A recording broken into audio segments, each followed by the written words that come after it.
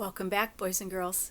Today we are going to read chapters 7 and 8 in Magic Tree House number 22, Revolutionary War on Wednesday. And as you can see, I am wearing my three-cornered hat, like one of the main characters in our story, George Washington, the Commander-in-Chief of the Revolutionary War, also the father of our country. So, Chapter 7. As we begin, Jack and Annie yesterday were on the boats that were going across the Delaware River. And of course, they were not supposed to be on those boats. So Chapter 7 is called Spies. Oh, and by the way, if you wait till the end of the video, I will show you how to make one of these three-cornered hats. So stay tuned. Chapter 7, Spies. "What are you doing here?" George Washington asked. The commander-in-chief sounded furious. We made a mistake," said Jack. "We didn't mean to come." George Washington turned to the rowers. "Who let these children sneak aboard?" he asked in a stern voice. The men looked at Jack and Annie in surprise.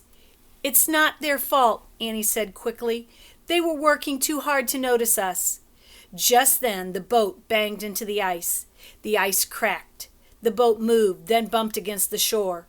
Two soldiers jumped out and pulled the boat up on the shore. George Washington looked at Jack and Annie. "This boat is returning to get more men," he said. "When it does, you two will get out and stay on the other shore." "Yes, sir," said Jack. He felt very embarrassed. George Washington then gave orders to the rowers. "Make sure these children do not board any other boats when you return," he said. The general stepped onto the riverbank.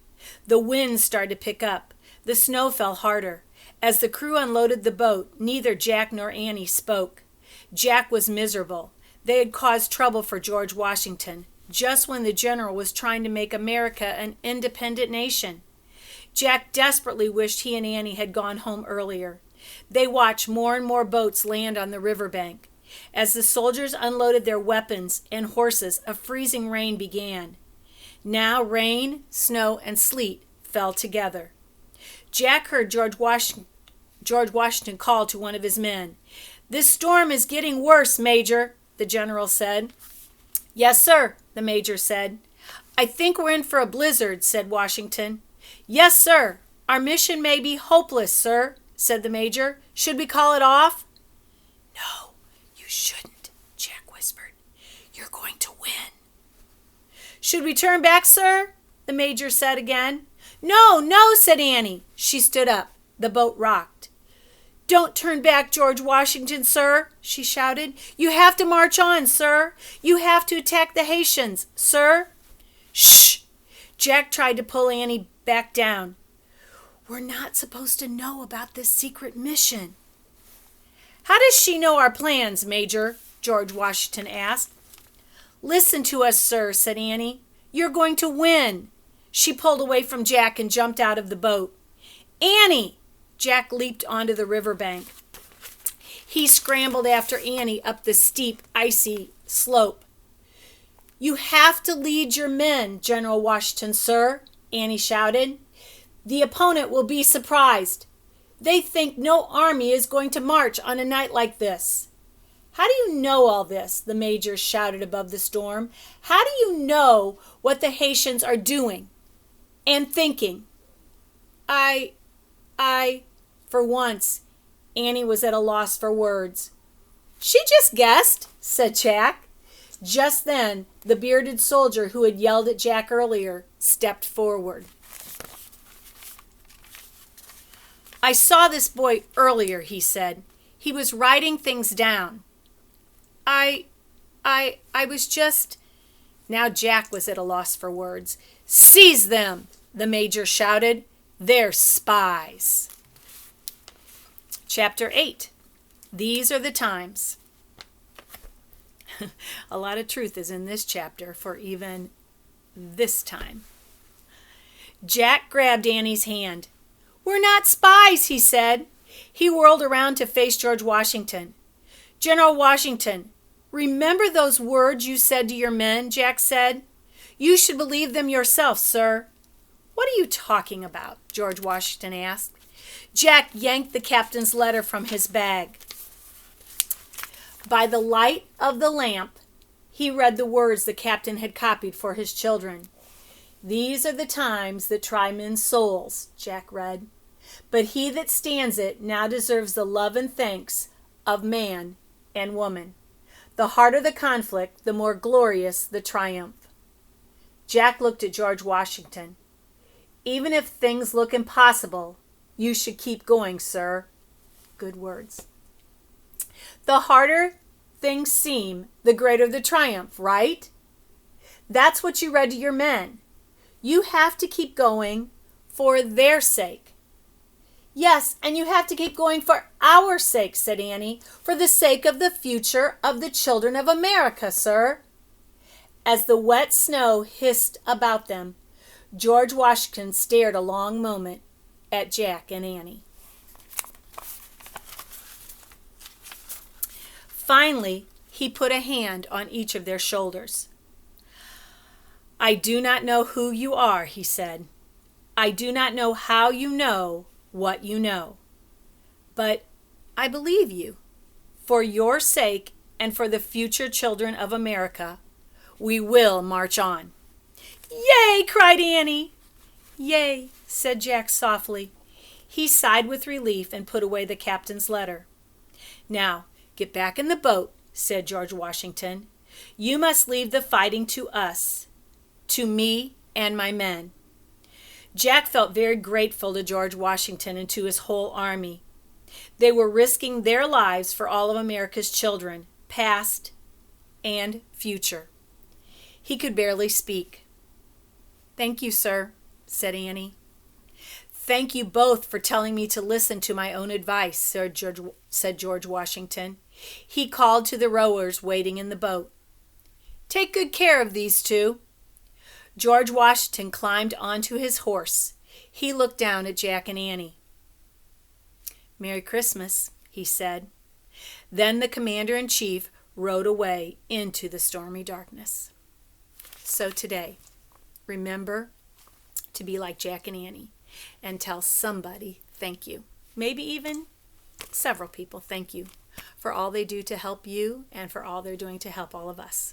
So before we tune off today, I'm going to sing my three-corner hat song, and I'm going to show you how to make one of these very simple hats. So I have just a regular piece of construction paper here. Now, if you don't have construction paper, you can just use some white computer paper. That will work too.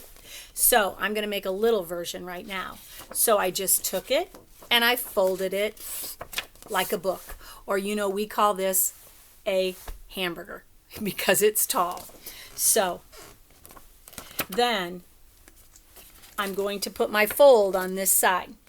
You have to draw from your fold or it will fall apart if you cut from your open side. So you have to draw and cut from your folded side. And you're just going to make an S.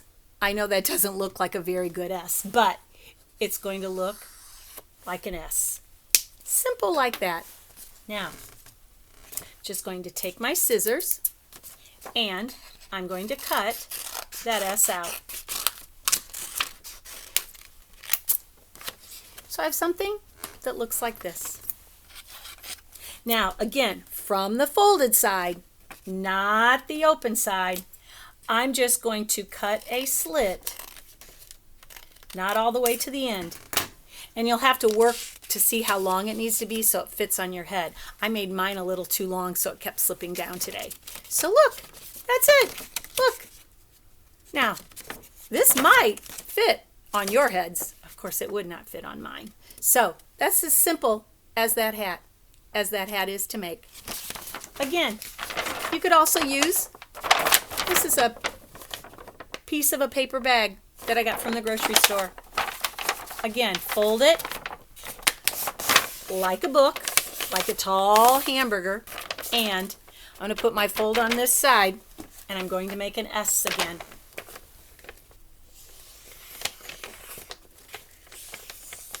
There we go. Kind of a silly S. And this is then where I'm going to cut my little slit so it fits over my head.